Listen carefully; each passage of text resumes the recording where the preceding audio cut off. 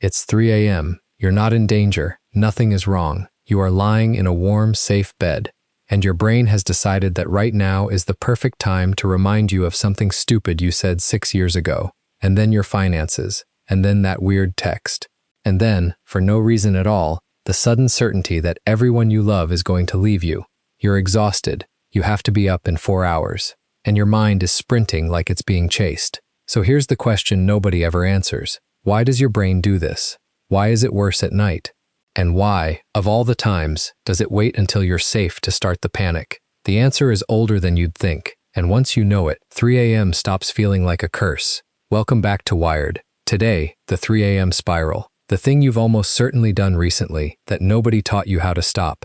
Here's the strange part. During the day, these same thoughts barely touch you. You're busy, you're distracted, a worry pops up and you swat it away. Deal with it later. But at night, alone in the dark, that exact same worry arrives with the force of an emergency. Same thought. Completely different power. So it's not the thoughts that change at night. It's you. Something about the dark, the quiet, the stillness. It flips a switch in a brain that was built a very long time ago, for a very different night. Let's go back and find out what. For almost all of human history, night was the most dangerous time to be alive. Think about it. You couldn't see. Your best sense, vision, was basically switched off. But the things that wanted to eat you, many of them saw perfectly in the dark. Big cats, snakes, rival humans. For your ancestors, sundown wasn't cozy. Sundown was when the odds turned against you. So your brain evolved a night setting. After dark, it turns up your threat detection. It makes you jumpier, more alert, more suspicious of every sound. Because in the world it was designed for, that caution kept you alive. A snapping twig at noon is nothing. A snapping twig at midnight might be the last thing you ever hear. And here's the mechanism that matters. During the day, the calm, rational, let's think this through part of your brain, the prefrontal cortex, is running the show. It's your inner adult. It keeps the anxious, emotional part in check. But at night, when you're exhausted and sleep-deprived, that rational adult gets tired, it clocks out, and the emotional alarm system, which never sleeps, is suddenly left alone, unsupervised, with the keys to your entire mind. That's the 3 a.m. spiral. It's not that your problems are bigger at night, it's that the part of you that keeps them in perspective has gone offline. You're left with the raw, ancient, catastrophizing night brain, the one that was designed to assume the worst, because assuming the worst is what kept your ancestors breathing till morning. But why these thoughts? Why does it always seem to reach for the most painful ones? The embarrassing memory, the fear of being abandoned, the money, the relationships. Because those aren't random. Those are the modern versions of the exact things that used to kill you. That replay of the humiliating thing you said?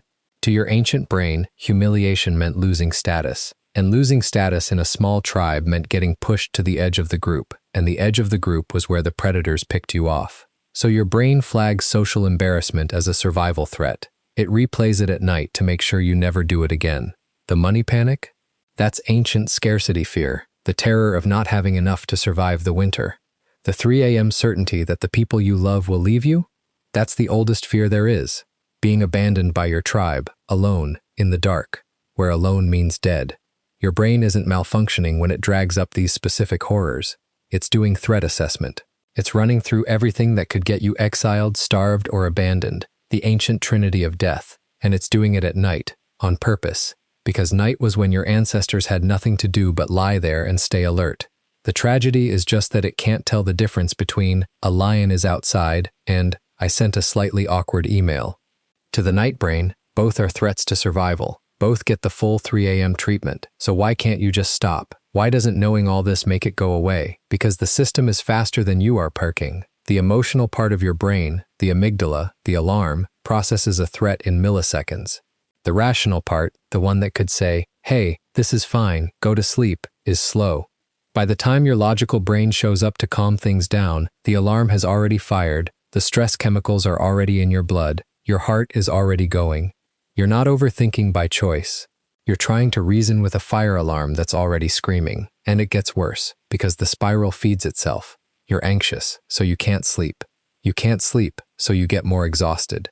The more exhausted you get, the weaker your rational brain becomes, which lets the alarm get louder. It's a loop. Each lap makes the next lap easier. That's why one small worry at 3 a.m. can, 40 minutes later, somehow become a complete certainty that your entire life is falling apart. You didn't lose your mind. You just got caught in a loop your brain was designed to run, in a situation it was never designed for. But here's what I want you to actually take from this. That brain keeping you awake at 3 a.m., it is not your enemy. It is a bodyguard that never learned the war is over. Every anxious thought it throws at you, is it doing its job? Scanning the dark, checking the exits, running through the dangers, trying to keep you alive through one more night. It's using the only tools it has. It just doesn't know that the lions are gone. It doesn't know you're safe now.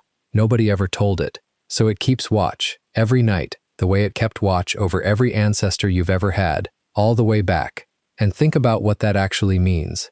The reason you have a night brain this vigilant is that, somewhere back down the line, the humans whose brains didn't panic in the dark, who slept soundly while something crept closer, didn't wake up. You are descended from the ones who lay awake, the worriers, the ones who couldn't switch off. Your 3 a.m. brain is a gift from every ancestor who was too anxious to die. That doesn't make it comfortable, but it might make it feel less like something is wrong with you, and more like something is very, very old and very loyal. Working the night shift it's worked for 100,000 years, so the next time it's 3 a.m., and your brain has you by the throat over something that will not matter in a week, try this. Don't fight it, don't argue with the alarm, you'll lose, it's faster than you. Instead, just tell it the truth, quietly. I hear you, I know you're trying to keep me safe, but we're okay tonight. There's no lion, you can rest. Because that's all it's ever wanted to hear, not to be silenced, not to be called broken. Just to know that the thing it's been bracing against all these thousands of years has finally, for you, tonight, passed. You are the safest human who has ever lived. Your ancestors could not have dreamed of a night as safe as the one you're lying in right now, annoyed that you can't sleep.